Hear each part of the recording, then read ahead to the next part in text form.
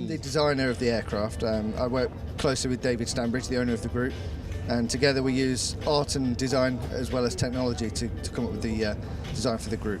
What's the most exciting part about designing a brand new aeroplane? I think the scope to put in unique aspects. You know, we've got restrictions ourselves in what we want to have on this aircraft. We don't want a lot of things sticking out of it.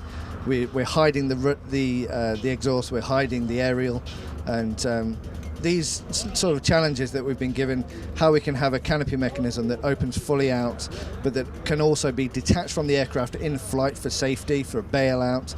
And these are the design aspects that excite us. We're exhibiting our latest version of our aircraft. We have our video now running that is showing the latest shape, which is very close now to going to tooling. We have the 3D model pretty much finished now. We've done some extensive testing on loading, and now we're happy to go to a model stage. So production is starting. Who's it for?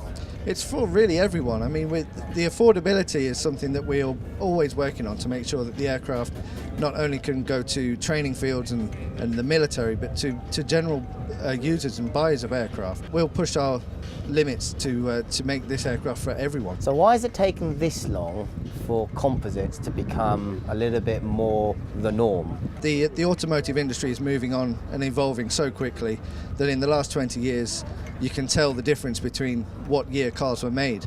The aircraft industry, as you say, it hasn't really changed, you know, over the last 30, 40 years. This aircraft will be a sports car that flies.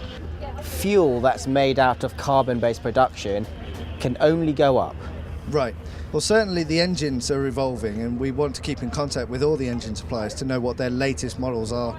The good thing now with this aircraft being designed in CAD and in 3D is that they can give us their engine sizes, they can give us their engine models, we can place them into the airframe to see if it will work.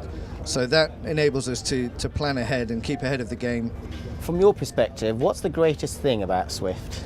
The Swift, I think it's pushing boundaries in terms of comfort and designing aircraft.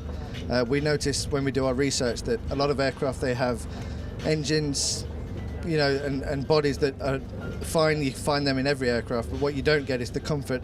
The interior design of this aircraft is more like a sports car, and that's what we're pushing for. And as well as the versatility, we don't want this aircraft to be restrictive to anyone. So people who don't buy aircraft because they don't know where they can put it, we can take the wings off this aircraft.